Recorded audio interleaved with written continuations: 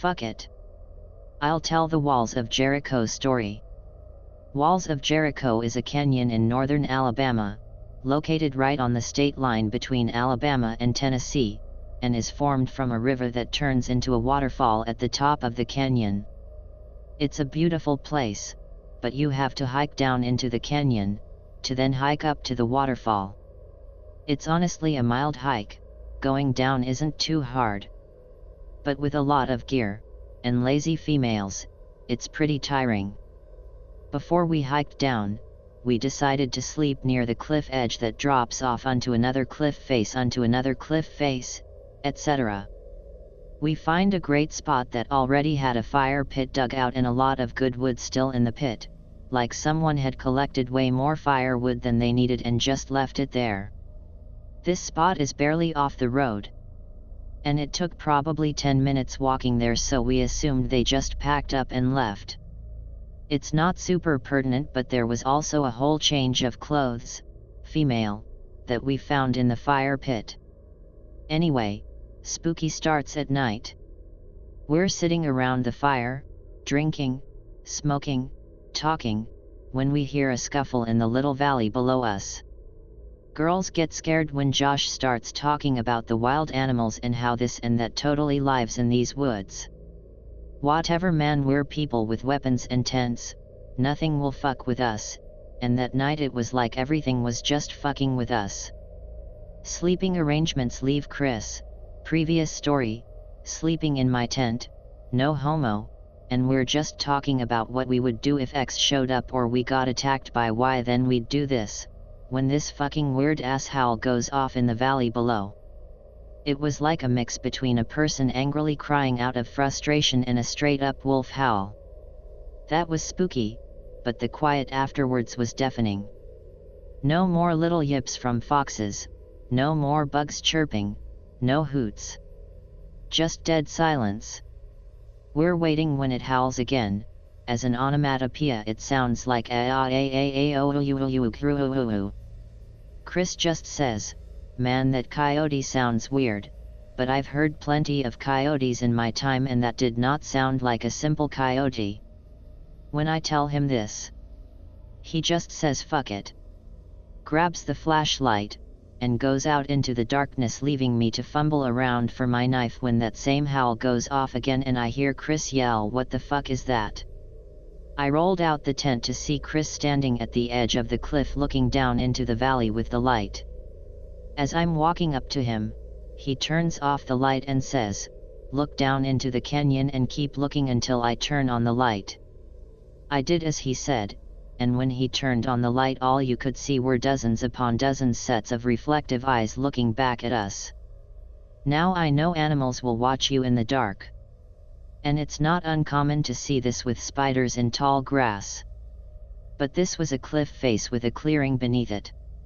And dear God, it got quiet. I'm saying so quiet we could hear one of the couples trying to bang at the other end of camp. So quiet that when the next howl went off we almost fell backwards off the cliff. See, before the howl was down in the canyon, but each one was getting progressively louder until the last one sounded like it was at the edge of camp. It was so loud that the rest of the group either woke up or stopped fucking and started to pour out asking who was yelling like a retard. I remember that question echoing in my head. Who the fuck is yelling? Not. What the fuck is that? Everyone's gathered around the smoldering fire, asking WTF is going on. Josh's dumbass says, "It's probably a coyote." Like. Mehem. Sure Josh.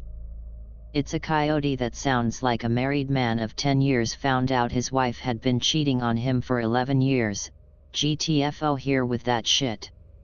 Tell them about the progression, how the last sounded right behind our camp inside a field of chest-high grass.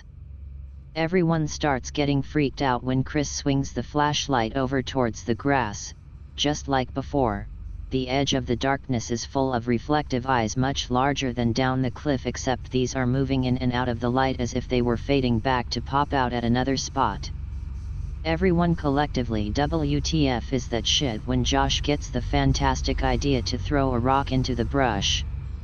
All the eyes go back and the howl returns, this time right on top of us, all around us, and we all instinctively got back to back brandishing our variety of weapons, mainly machetes, but everything just stops and the normal sounds of nature return. We immediately rearranged our camp so all tents were next to each other and as close as they could possibly be, but it didn't seem like anyone wanted to sleep. Everyone was sorta wired from the noise. But we all went back to our tents and tried to sleep. It wasn't until later that it got weird again. I had fallen asleep and had a dream about this creature attacking our camp.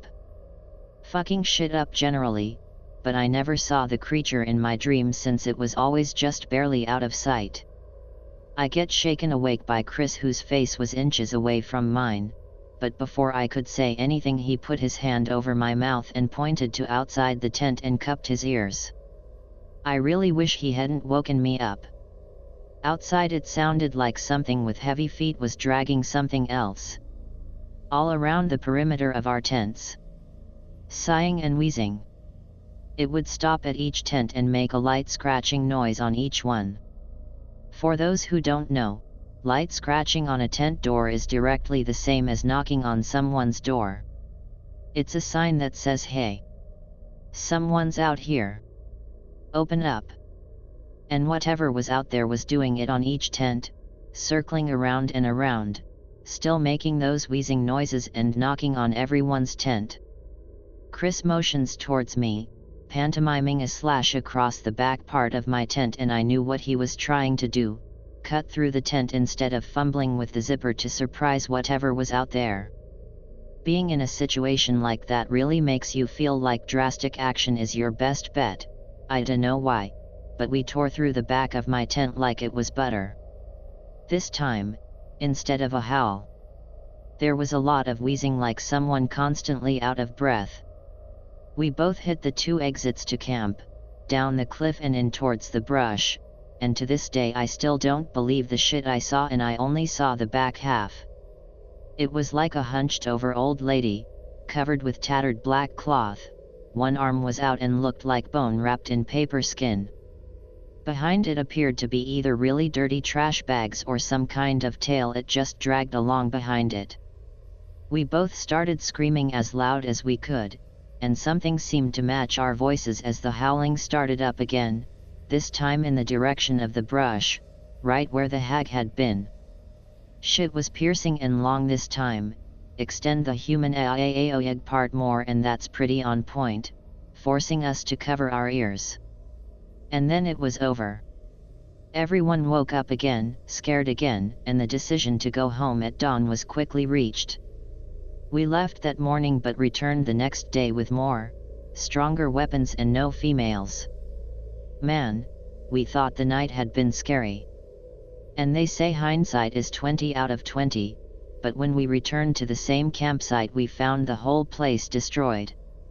The fire pit had been dug out and thrown over the cliff, solid slab of concrete, all the firewood was splintered, and the burnt change of clothes was gone. Fucking weirdest part was you could see where our tents had been. You could see all our footprints, but there was a long-ass groove in the dirt that went around the tent clearing and led directly into the brush. Yet, comp died so had to switch to phone. There's not much left, but there was one last thing that felt very scary, movie tier and legit creepy, so I'll share that. When we were talking to other campers, there was one couple who was in the same horse pasture as us. They had been down in the valley when we were camping at the cliff's edge, and they had heard the same shit we did, but the super creepy thing was what they said about the one night in between when we left and came back. That night they said they heard an animal limping around the edge of their camp, and while they said they didn't think much of it, there was one huge detail that stood out. They said it must have been really windy because branches kept bumping into the tent and scratching it.